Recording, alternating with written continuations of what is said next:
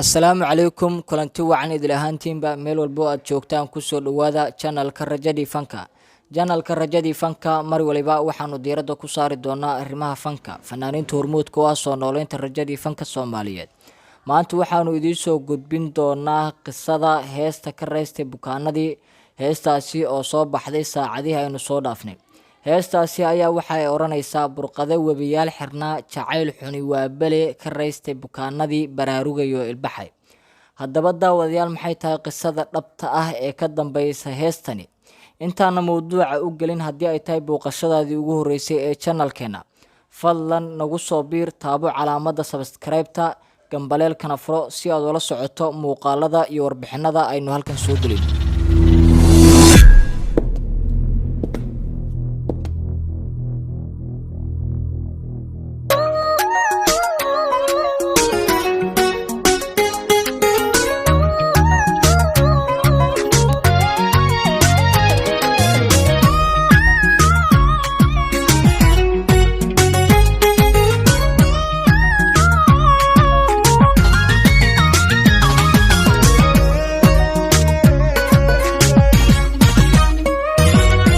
haddii wadnahayga la jeexo oo qayb laga jaro jirkayga jabkiisoo hadha xabiibi jacaylkaagu xusayahay. Haddaba daawadayaal fanaanka Hilaac ayaa waxa uu ka mid yahay 10 fanaan ee ugu codka talmoon ama ugu codka macaan fanaaniinta Soomaalida, iyadoo taasina ay marag ka yihiin taageerayaasha Nimca Hilaac ee ku xiran channelkayga Rajadii Fanka. Fanaanka Nimca Hilaac ayaa fankiisa waxa uu ka soo bilaabay dhanka iyo Somaliland, isagoo muddooyinkii dambe ku sugnaa magaalada caasimadda ah ee Muqdisho. Fanaanka Nimca Hilaac ayaa waxa ay u magacowday wasaaradda warfaafintu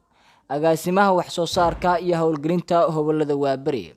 Nimca Hilaac ayaa dhawaan waxa uu duulay halkaasi qaaradda Amerika, iyadoo halkaasi ay ku sugan tahay xaaskiisu. Nimca Hilaac ayaa bilooyinkii aan soo dhaafnay aan soo saarin wax heesa, ha ahaatee saacado ka hor ayaa waxaa soo baxday hees la yiraahdo ka reystay bukaanadii, taasi oo si cajaa'ib leh uu ugu luqeynayo superstar-ka burqade webiyaal xirnaa jacayl xuni waa bale burqade webiyaal xirnaa jacayl xuni waa bale ka reystay bukaanadii baraarugayo ilbaxay ka reystay bukaanadii baraarugayo ilbaxay baraarugayo ilbaxay baraarugayo ilbaxay alla baraarugayo ilbaxay baraarugayo ilbaxay. Haddaba daawadayaal heestan uu soo saaray fanaanka Nimca Hilaac ayaa waxay ka hadlaysaa qiso dhab ah, taasi oo ka turjumaysa noloshiisa iyo tan xaaskiisa oo la kulmay oo ugu tagay dalkaas Mareykanka. Heesta fanaankani ayaa waxa uu leeyahay bartay ee noloshii cusbayd waxay furtay buug kalo waxba iska kay bedelay ka baxay hawadii adkeyd, oo la micno ah qof bartay nolol cusub buug kalena u furmay noloshiisiina isbedeshay. Hawada adagna waa qofkii jawi kale uu ku jiray uu ka baxay isagoo markaas dareemay jawi qurxoon iyo jawi nolol fiican inuu gal uu dareemayo. Qof walbana waa uu dareemi karaa markuu xaaskiisa u tago ama waqti fiican la qaadanayo. beedka kale fanaankani waxa uu ku leeyahay waqtigu bari buu adkaa hadduu sabar waaqo dhalay waxaa batay guulihii qof diidani baajin jiray.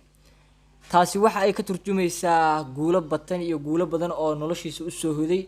isagoo waqti fiican iyo jawi aad u fiican oo waqti badan ay kala maqnaan xaaskiisa ay wada qaadanayaan iyo cunugiisa uu la joogo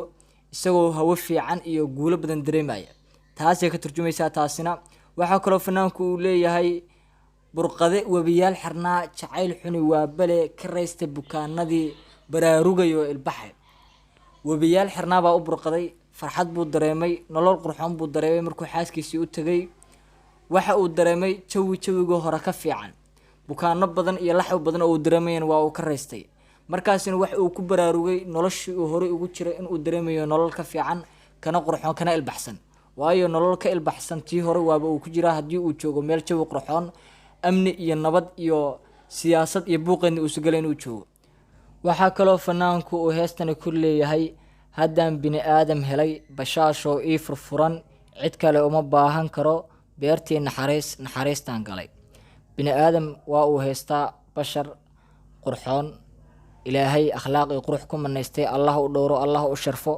waan u duceynaynaa dhammaan taageerayaashiisuna waa u duceynayaan cunugiisii iyo xaaskiisiina waa uu u tegay beer naxariis iyo nolol qurxoon oo cunugiisii uu la joogo wax uga fiican ma jirto fanaanku marka heestan inta badan waxa uga hadlayaa noloshiisa tan cunugiisa iyo tan xaaskiisaba iyo sida uu nolol fiican iyo jawi qurxoon uu la qaadanayo xilliga uu u tegay muddooyinkii badnaa ee uu ka dhar sugayay xilliga uu la kulmi doono xaaskiisa iyo sidoo kaleba cunugiisa fanaanku sidoo kale erayada heestan waxaa ka mid a haddaan 100 jeer farxay boqoranay dunideedii adaa i badbaadiyey qalbigaad kali ku tahay fanaanku waxa uu ku tilmaamayaa erayadan inuu kumanaan jeer uu farxay farxad uga weyn in uu maanta la joogo reerkiisiina aysan jirin taasi oo uu ku leeyahay boqoranay nolosheedii maanta 100 jeer farxay uu ku leeyahay kumanaan farxadni waa dareemi lahayd adigani daawanaya fanaanku sidoo kale waxa uu heestan ku amaanayaa xaaskiisa muddadii dheerad uu ka maqnaa bahulyowgii uu dareemay cidladii iyo wehel la'aantii uu dareemay maantana uu ku faraxsan yahay sida uu u garab taagan yahay xaaskiisii iyo cunugiisii iyo reerkii oo dhan oo midaysan heestan waa hees aad u cajaa'ib badan kulmisayna erayo aad u xikmad badanna aad ka dheehan karto quruxda erayadan ku laran ayaa ah mid qalbigaaga soo jiidanaysa aadna ka dareemayso wadnahaaga waxa uu tilmaamayo fanaanku inta uu heestan sida quruxda badan ugu luuqeynayay inta badan waxyaabaha uu ku soo celcelinayay waxaa ka mid ah burqade webiyaal xirnaa jacayl xuni waa bale ka raystay bukaanadii baraarugayo ilbaxay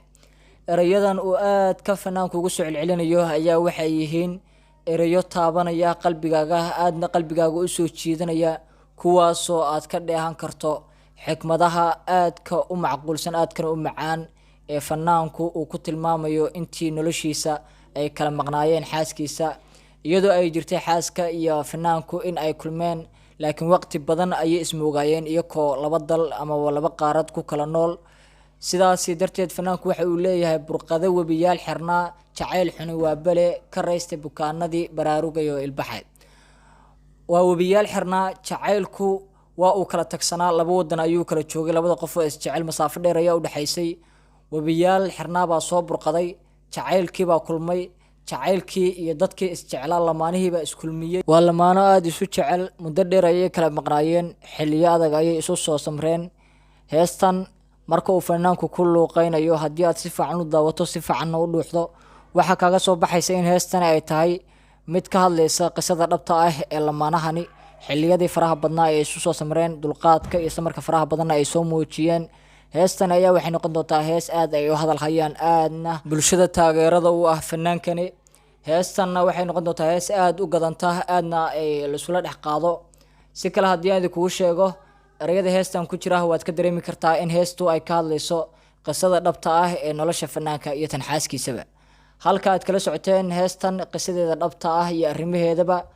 waa hoyga rajadii fanka Soomaaliyeed channelka rajadii fanka